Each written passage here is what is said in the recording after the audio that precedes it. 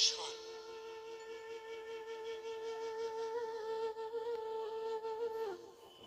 ব্যাসদেব বহু পুরাণাদি গ্রন্থ লিখেছেন, লেখার পরেও আত্মতৃপ্তি হয়নি।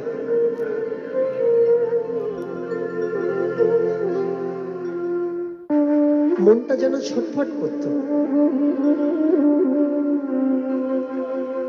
একদিন নারদজির সঙ্গে সাক্ষাৎ হয়ে গেল।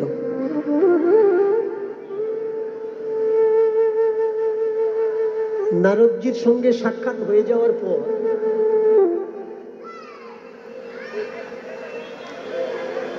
নারদজিকে জিজ্ঞাসা করলেন, আচ্ছা ঠাকুর,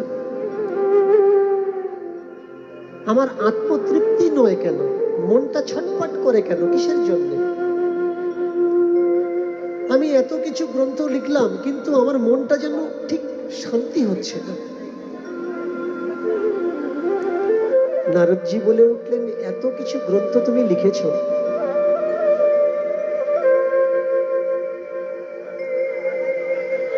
ভগবানের সম্বন্ধে কিছু লিখেছ? ভগবান? হ্যাঁ, ভগবানের সম্বন্ধে কিছু লিখেছ? কে ভগবান? কে? এই দেখো, তুমি এত কিছু লিখেছো, ভগবানের সম্বন্ধে লেখনি,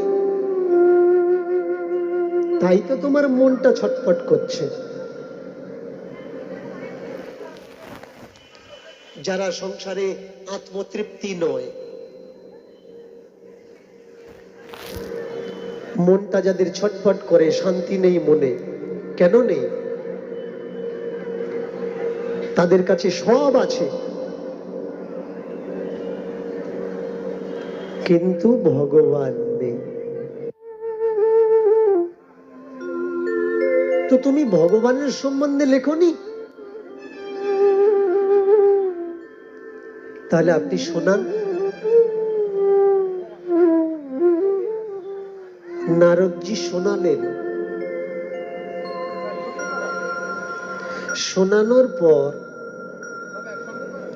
ব্যাসদেব বুঝতে পারলেন যে সত্যি আমি অনেক কিছু লিখেছি, কিন্তু অনেকের মধ্যে একে বাদ দেওয়া হলো।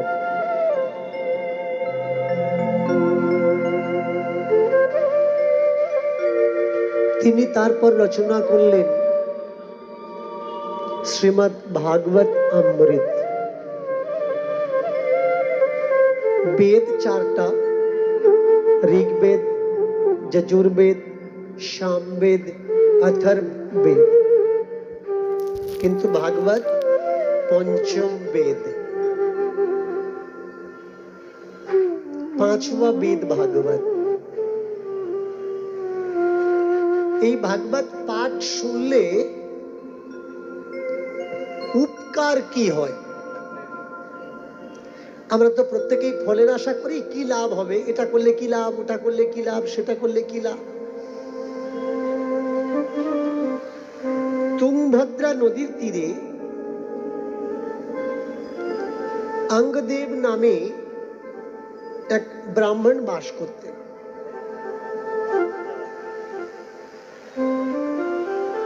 আর তার স্ত্রীর নাম হলো ধুন্ধকারী। প্রত্যেকের নামের কিন্তু মাহাত্ম্য আছে। গতকাল আমার এক মেয়ে আমাকে ফোন করে বলছে, বলে বাবা, আমার এক সইয়ের কপালে বড্ড কষ্ট, আপনার সঙ্গে কথা বলতে চাচ্ছি, একটু কথা বলবেন? আমি বললাম ঠিক আছে বলি। তোমার সইয়ের নাম কি? বললো আমার সইয়ের নাম অম্বা। আমি বললাম আমার মাফ করো, আমার কথা বলিও না। ওর কপালের দুঃখ পিতামহ ভীষ্মের গুরু দূর করতে পারেনি,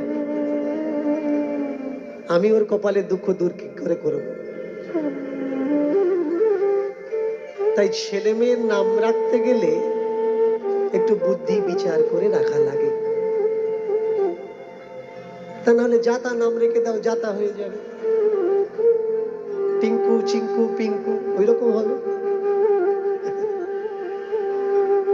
নামের উপরেও ব্যক্তির গুণ নির্ভর করে।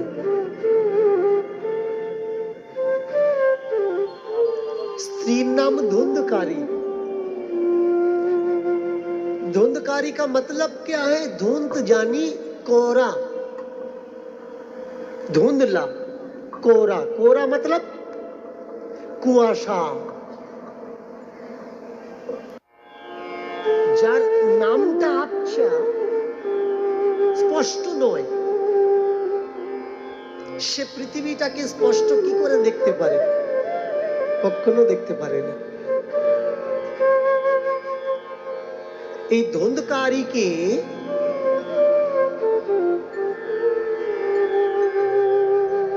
একটা ফল দান করলেন তার স্বামী।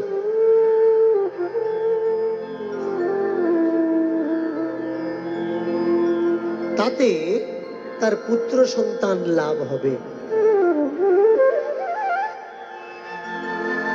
ব্যাস, মন ভাবনা ঠিক না হলে কিছু হয় না। মনটা ঠিক হওয়ার দরকার, ভাবনাটা আগে ঠিক হওয়া লাগবে।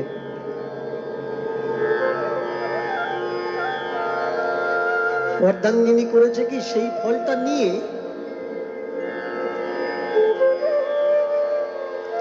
আর বাড়িতে যে গাই ছিল, গরু, গৌমাতা, গৌমাতাকে খাইয়ে দিয়েছে। কেন না, এই কদিন বিয়ে হয়েছে, ক বছর বিয়ে হয়েছে, এর মধ্যে পুত্র সন্তান নেব? ঘুরলাম না, খেলাম না, বেড়ালাম না, 2-4 বছর যাক, পুত্র সন্তান নিলে তো আমি আর কোথায় যেতে পারবো না, আমার রূপ নষ্ট হয়ে যাবে, আমার যৌবন নষ্ট হয়ে যাবে, কদিন পরে নেব। এমন ভাবনা যারা রাখে তারাই হলো ধুন্ধকারী। স্বামী দিয়েছে ফলটা খাওয়ার জন্য, খেলে ভালো পুত্র সন্তান লাভ হবে।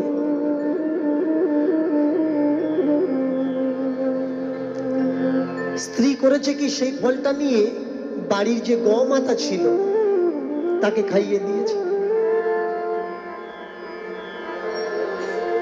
এইবার যেমন দিদি তেমন বোন। কিছুদিন পর দিদির বাড়িতে বোন এসেছে। বোন এসে বললে, দিদি আমি পুত্র সন্তান নিতে চাই না, দেখো না তোমার ভগ্নিপতি কেমন একটা কাজ করলো, আমি মা হয়ে গেলাম, এ বাচ্চা আমি রাখবো না, এই বাচ্চা আমি ফেলে দেব। ধুন্ধকারী বলে উঠলে, শোনো, আমার স্বামী তো পুত্র সন্তান নিতে চায়, তুমি বাচ্চাটা নষ্ট করো না, ওই বাচ্চাটা তুমি আমাকে দাও, তাহলে আমি আমার স্বামীকে বলতে পারবো এটা আমার বাচ্চা। ব্যাস, পেটের মধ্যে কাপড় ঢুকিয়ে ধুন্ধকারী সারা বছর শুধু অভিনয় করছে, আমার পেটে বাচ্চা।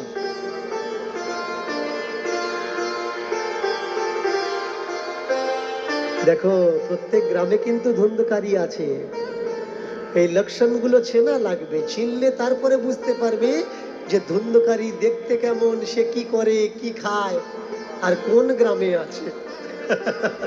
প্রেম সে বলো হরি হরি বল। এইবার স্বামী মনে মনে করছে, তাহলে আমার স্ত্রী অন্তঃসত্ত্বা যখন পুত্র সন্তান সুসন্তান পেতে গেলে কিছু কর্ম করা লাগে। কিছু কিছু মানুষ পরিবার আমাদের কাছে আসে, বাবা দীক্ষা তো হয়ে গেছে, শিক্ষা মন্ত্র যদি দেন। তোমার ছেলে পুলে, আমার 4টে ছেলে, 2টো বাচ্চা, 2টো ছেলে, 2টো মেয়ে, আর ছেলে পুলে নেবে না। শিক্ষার ঘরে এসে কি করবে? পুত্র সন্তান উৎপাদনের জন্যই তো শিক্ষা। তাহলে তোমার পুত্র সন্তানের দরকার নেই, তুমি শিক্ষা নিয়ে লাভ কি হবে? শিক্ষার একটা একটা অঙ্গ, কিভাবে পুত্র সন্তান আমি উৎপাদন করব। এই পুত্র সন্তান আনতে গেলে গুরু ধরতে হয়, গুরু না ধরলে সুসন্তান জন্মায় না। খুব একটা ভারী কাঁচা কথা আমি আপনাদের শোনাচ্ছি, কথাটা খুব কাঁচা হলেও এর মাইনে রাখে অনেক। অনেকের বয়স্ক মানুষদের বলতে শুনবেন, মানুষ তো নয়, সব গরু কুকুর জন্মেছে। অনেকের বলতে শুনবেন, গরু ছাগল কুকুর ভেড়া জন্মেছে, এরা কেউ মানুষ না। কেন? যে রতি ক্রিয়া, রমন ক্রিয়া, স্ত্রী সঙ্গ ক্রিয়া আমরা শিখছি কোত্থেকে? গুরু থেকে শিখিনি। ছাগলকে দেখে শিখছি, গরুকে দেখে শিখছি, ভেড়াকে দেখে শিখছি, কুকুরকে দেখে শিখছি। তাহলে আমাদের ঘরে শিক্ষাগুরু তো আমার কুকুর, ছাগল, ভেড়া। কুকুর ছাগল ভেড়াই জন্মাবে। গুরুর থেকে রমন ক্রিয়া শিখতে হয়, জানতে হয়। তুমি না মরে কিভাবে বাঁচবে, সেই বাঁচার রাস্তা তোমার আগে জানতে হয়। স্বামী মনে মনে করছেন স্ত্রীর গর্ভে বাচ্চা এসছে যখন, তাহলে বাচ্চার একটু বেদধ্বনি করার দরকার। বাচ্চার পুরাণ আদি শাস্ত্র পাঠ করে শ্রবণ করানোর দরকার। ব্যাস, পেটে বালিশ ঢুকিয়ে দিয়ে কাপড় ঢাকা দিয়ে অভিনয় করে সহজ সরল স্বামী। আর স্বামী করে কি? বেদধ্বনি করে। কোথায় বসিয়ে? সংসারের ভিতরে সব জায়গা অপবিত্র, দুটো জায়গা পবিত্র, একটা ঠাকুর ঘর আর আরেকটা হলো গোয়াল ঘর। গোয়াল ঘর কখনো পবিত্র হয় না, ঠাকুর ঘর কখনো পবিত্র হয় না, সবসময় পবিত্রই হয়। গোয়াল ঘরে বসিয়ে বেদ আদি মন্ত্র পাঠ শোনা, ওদিকে গরুর পেটে সেই ফলের বাচ্চা। যেমন ধুন্ধকারী শোনে, তেমনি গরুও শোনে। দিনে দিনে 10 মাস 10 দিন পূর্ণ হয়ে গেল। অনেকে বলে, বাবা এই বাচ্চাটা লেখাপড়া করতে চায় না, লেখাপড়ার মন নেই। এমন বাচ্চা আছে না অনেকের বাড়িতে, চঞ্চল। কেন কি? বাচ্চাটা যখন পেটে ছিল, তুমি যদি তখন একটু বই পড়তে, ও বাচ্চা কখনো চঞ্চল হতো না। যারা দূর দূরান্ত থেকে এসছো, একটু মন দিয়ে ভালো করে শুনে নিও, কাজে লাগবে। যারা জন্মানোর পরে বাচ্চাকে মানুষ করতে চায়, ও বাচ্চা জীবনে মানুষ হবে না। এটা হলো ডাইস, ছাঁচ। এখান থেকে মানুষ হয়, এখান থেকে বেরিয়ে আসলে আর মানুষ হয় না। যখন এখানে আসছে, আসার আগে এটা পরিষ্কার করতে হবে। মেনে চলুন, একটা মায়ের মূর্তির মুখের ওই কোটোরা ছাঁচ রাখে না, এটা ডাইস রাখে না, তারপরে মাটি দিয়ে মুখের ছাপ তোলে, ছাপটা তোলে। ওই ছাপের উপরে যদি নোংরা থাকে আর তার উপরে যদি কাদামাটিটা দেওয়া হয়, তারপরে ছাপটা যখন তোলা হবে, কি হবে? ওই প্রতিমার মুখে কাপড়ের দাগ, নোংরার দাগ থাকবে। তেমনি পুত্র সন্তান নেওয়ার আগে গর্ভ শোধন করা লাগবে, তারপর পুত্র সন্তান নিতে হবে। তা না হলে, শোধন না হলে যে অবস্থা নেবে, যেমন হবে তেমনই হবে। অনেক ছেলে মেয়ে বাবা মাকে ধরে মারধর পর্যন্ত করে। আপনাদের এই সাইড হয়তো নেই, আমাদের ওই সাইডের দিকে খুব দেখতে পাওয়া যায়।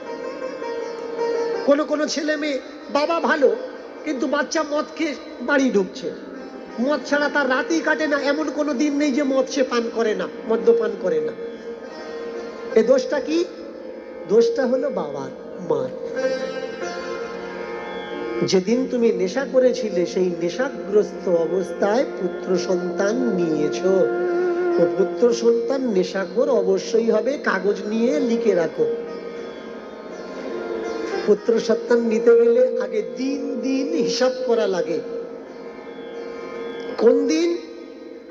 নারী যেমন মাসে একবার ঋতু স্নান হয়, তেমনি পুরুষ বছরে 4 বার ঋতু স্নান হয়।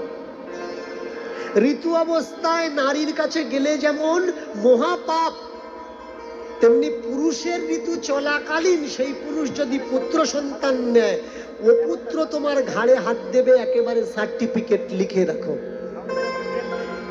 যতক্ষণ গুরু না ধরবে ততক্ষণ তুমি বুঝতে পারবে না যে নারীর ঋতু মাসে মাসে, পুরুষের ঋতু কবে আসে। এর জন্য শিক্ষার প্রয়োজন। তিলকের চিহ্নটা নিচের দিকে কেন? যদি বলতে পেরেছো 3001 রুপিস আমার তরফ থেকে। না তো কেউ বলেছে, না তো কেউ ভেবেছে, কেউ কেউ আবার হয়তো কাউকে জিজ্ঞাসাও করেছে যে চল আজকের প্রাইসটা কে নেয় আমরা দেখব। প্রেম সে হরি হরি বল।